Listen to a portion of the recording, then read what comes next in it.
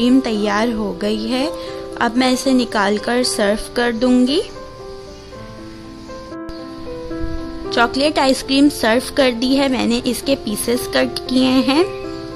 अगर आपको मेरी ये वीडियो अच्छी लगी हो तो इसे लाइक करें, कमेंट करें, शेयर करें और इसे घर में खुद भी बनाएं। ये बहुत ही मज़े की बनती है। तब तक के लिए अल्लाह हाफिज़।